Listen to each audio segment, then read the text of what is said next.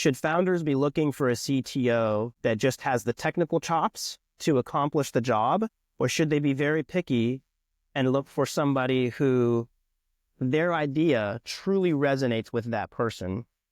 The same on the same question for the CTO side. I think you really want to find something that resonates. What if it's even like a company like Gemini, or like, what's your company name? What do you call? Core Complex Consulting and Technology and capacity. Yeah. That's a big mouthful.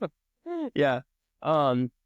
So even if they're going to somebody like Co-Complex, where they're looking for a fractional CTO service, like, should they still care about, yes, can Timothee really make this part of their passion? Yes.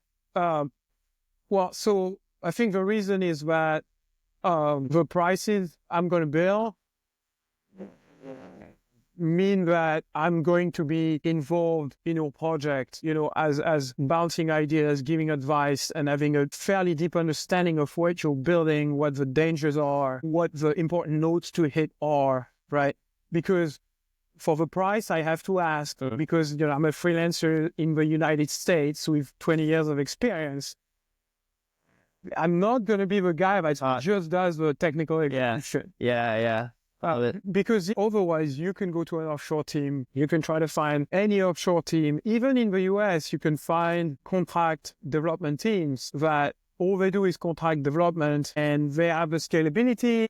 They are a little cheaper. You can get them, they'll say, oh, we'll bring 1 engineer, 2 engineers. If you suddenly have a big jump in your schedule, and can bump that to several engineers for a few weeks. But my experience has been that those guys, they don't necessarily understand your business model all that well. They don't care about it very much. They are very good at getting a contract together and getting you to sign it. Yeah.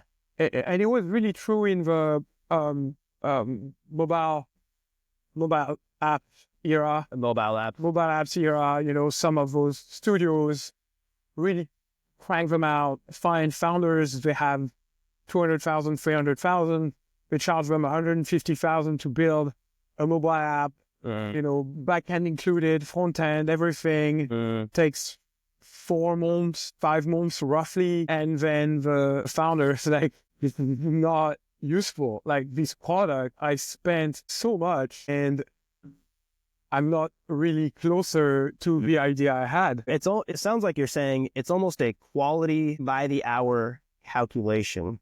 Yeah. And I don't mean code quality even. I mean quality of like the accuracy of the product itself, because you're charging that higher price, but you're also personally invested. So like your level of ownership, your level of engagement. So every hour that Timo spends is that hour is so much higher quality to the ultimate business goal that founder is looking for, and not just I charged my hour, I wrote my code, I did my ticket, I'm done, I'm out. Yeah, I think if you're CTO, if you're tech director, if you're going to come into that role, a fractional, that's where your value is. That's really that dialogue. That's really talking with your founder. And maybe they want to have a development team. Then maybe if the amount of development hours that you can put in yourself is not enough, but you're going to be the one leading that engineering team, asking the hard questions and kind of doing the back and forth. That's right. And going to your founders and saying, well, we had this technical direction. From what I see right now, it's not panning out the way we want. We probably should reassess. And you have to do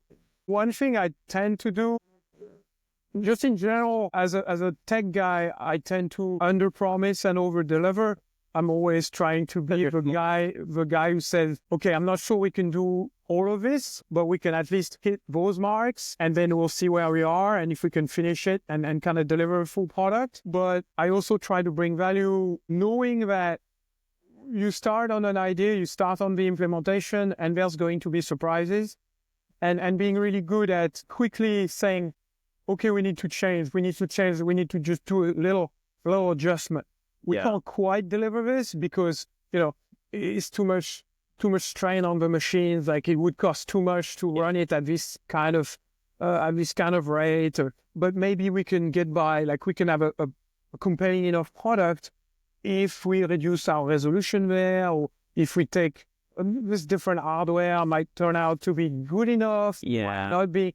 It becomes a cost talking about running costs with your founder. And yeah.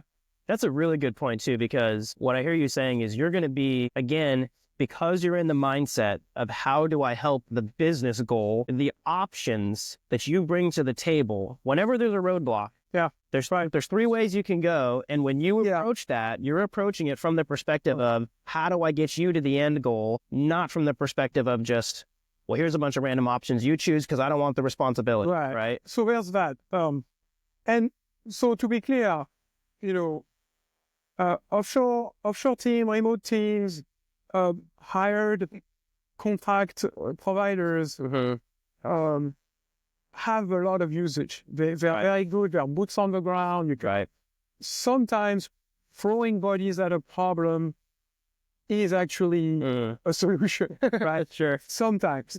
But without someone kind of deep into the trenches with them, I've noticed that they tend to kind of run circles around the problem because it's not really their job to identify a flaw in the design they were given.